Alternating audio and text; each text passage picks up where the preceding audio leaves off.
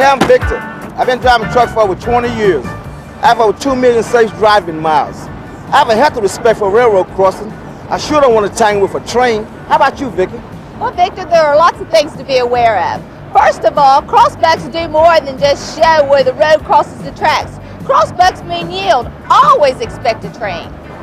If no train is coming, can I make it all the way across the tracks without stopping? I don't want to be a sitting duck with my tail hung out across the track. Hi, I'm Jimmy, and we're America's Road Team members, a group of safe drivers selected by the American Trucking Associations. And we're here to help you deal with the serious hazards at railroad crossing. Did you know that there are new penalties for violating crossing safety rules? A first conviction disqualifies you from operating a truck for 60 days. Disqualification increases for further convictions. This is our meal ticket, right? If you're lucky enough to survive running a gate like this guy, getting caught can cost you your license. March 15, 1999, Bourbonnais, Illinois. An Amtrak train collides with a flatbed loaded with steel bars. In the blink of an eye, 11 people are dead, 122 injured. It's the worst train truck crash in recent history. The first step in avoiding a crash like this is check the signs.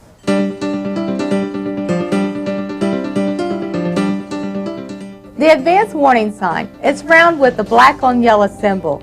It tells you to slow down at crossings ahead. Almost every railroad crossing is marked by crossbucks on both sides of the tracks. Some of them have gates and lights. Most of them have crossbucks. Doesn't matter, crossbucks always mean yield. If there's more than one set of tracks, a sign below the crossbuck will tell you the number. When you see the advance warning signs, here's the drill. Approach at a speed that you can stop. Listen for the train. Roll down the windows. Turn off any noise in the cab. You know, a radio, fan, whatever. Look both ways. Don't be fooled at a multiple track crossing by one train passing. Another could be coming from the other direction. A railroad buff was taping this slow-moving train when directly behind him a truck pulled out in front of a second train.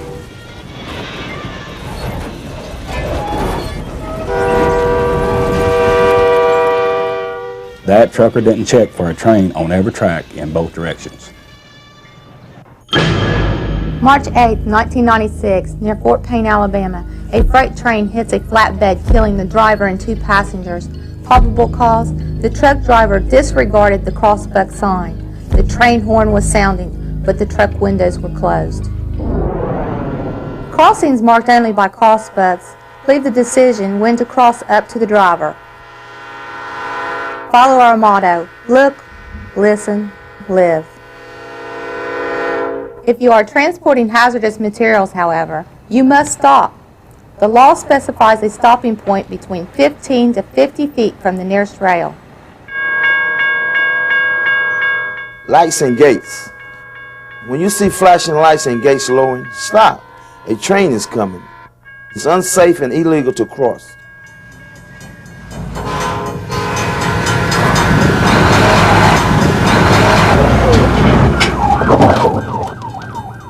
If you are caught running a light or a gate, you might as well say goodbye to your CDL.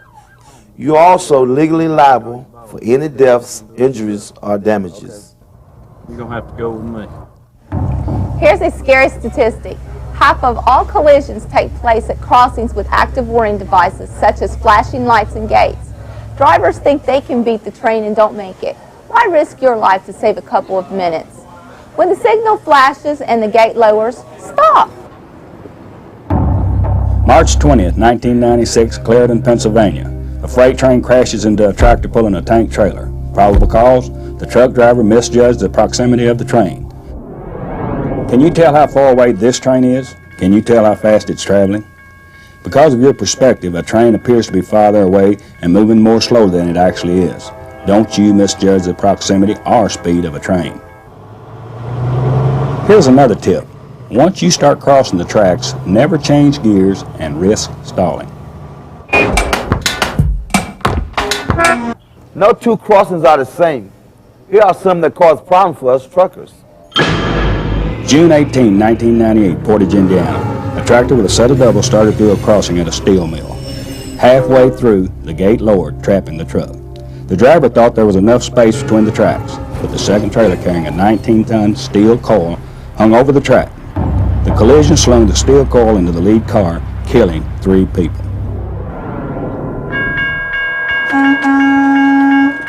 What are they doing? Get that out of the way. When you're in the middle of a crossing when the gate lowers, keep going. Don't get trapped. Get off the tracks. Another scenario, a signal or stop sign backing up traffic on the other side, leaving you too little room to cross. Look ahead. Be sure there's enough space if you're forced to stop. And factor in extra space for overhang, both your own and the train's. We drive some pretty big rigs. Don't get caught on the tracks. If it won't fit, don't commit.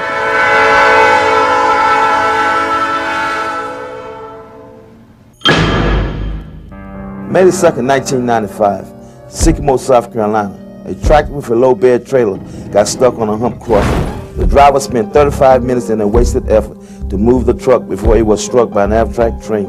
33 people were injured, over $1 million in damages. The investigation determined that the truck and grade crossing were incompatible, and the driver failed to respond promptly to an emergency. Hump crossings are mostly on secondary roads. Some are marked, others are not. Unmarked ones are tough to spot. If you pull in a low bore and moving van or car carrier, don't risk getting hung up. Any truck's landing gear can get stuck.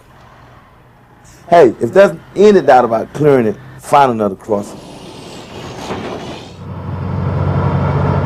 If you haul logs for a living, you have a heavy responsibility. The lives of many people can depend on your decision at the crossing. Take extra caution when coming out of the woods with a load. Be sure you know the length of your vehicle and allow for overhang. There is no room for error.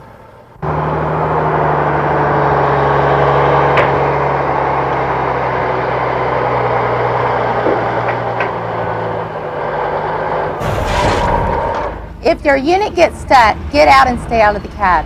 Then immediately call the railroad. Look for an emergency 1-800 phone number along with a DOT number with information on the location of the crossing. Give the exact information as it appears on the sign. If there isn't a posted 1-800 number, call 911 or the telephone operator. If you don't have a cell phone or there isn't a phone nearby, find someone to call for you, fast. Whatever you do, don't ever think you can stop a train by waving at it. Trains can't stop quickly. Even if the engineer sees you, a train traveling at 55 miles per hour can take a mile or more to stop.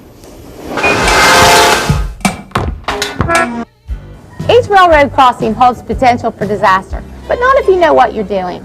So what do you do when you see this advanced warning sign? Plan ahead and slow down. How about at the crossbuck? Yield. Look both ways. Roll down your window and listen. If you're hauling hazardous material, you are required to stop. You guys are good. Also check the other side of the track for storage room before you start to cross. If you pull a low bed trailer, don't get hung up on a hump. If you do get stuck, get out of the cab and call the train dispatcher or 911. Be smart around railroad crossings. Anytime is train time. Always expect the train. When the lights flash and the gates lower, stop. And never try to beat a train across the tracks. You could lose your license and your life. Okay, are you truckers finished talking now? Would you like to order? One more thing. Have a safe trip.